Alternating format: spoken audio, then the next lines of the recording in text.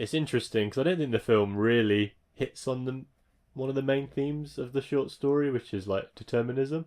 I think the film kind of leaves it a little bit open-ended, where to say, could she have chosen not to have the child, for example? I don't think it really, in my opinion, I don't think the film makes it that clear whether just because she knows the future that the future has to happen, if that makes sense. Does she have a choice in the matter? But I guess you could argue that because she's seen it, it has to happen. Whereas I think the short story is a little bit more clear, where it says this is the future. There's nothing you can do to change it. It is just we are bound by time, basically, to say it's going to happen. So you're right that they don't emphasize this, but it's everything you've just said. The table is laid to think about it, and I found a lot of people debating it, and I have strong opinions, so we're going to stay on that. Go on. So, because I think people mix up what we're talking about here with time travel, and I think the climax of the movie is when she finds out from her future self the phone number and the final words of the Chinese general or president. That's right. And I think that's where it can get confusing whether it is time travel of some sort. It's like almost like a butterfly effect thing where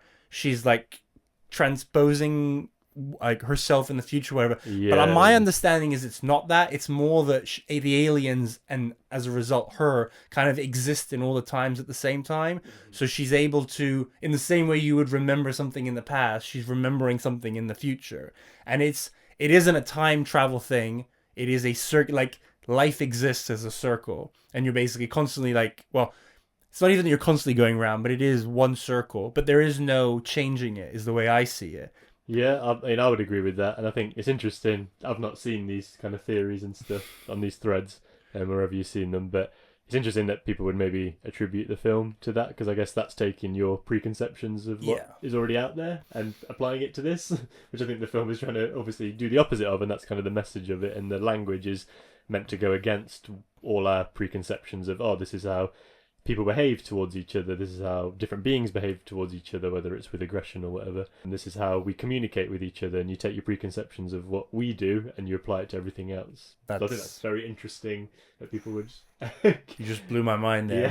Yeah. Like, that's, yeah. I've often thought about, like, we think about time travel a lot now, mostly because of movies, because obviously it's not possible, it doesn't exist. But stuff like Back to the Future was like one of the like big ones that started. I realized a couple of years ago that like the multiverse as a concept did not, again, it pre-existed in the comic books, but 99% of people had never thought about it. But now people, you actually do think about, and it's not just everything everywhere all at once. When I watched that and I was like, oh, this isn't just a Marvel thing, this is just like a concept now. And that happened at one point with time travel, that no one thought about it, and then obviously sci-fi books that then got made into movies, and now everyone has now thought, oh, what would I do if I could time travel and stuff like that? But this is not a real thing. So yeah, this is another view of that. This is, I think you're totally right. This is a view of time which is quite abstract, but people then put time travel on it. But I think that's where they're wrong. I think this is the thing with time travel, is the idea that there is an original timeline that then when you get time travel you can change.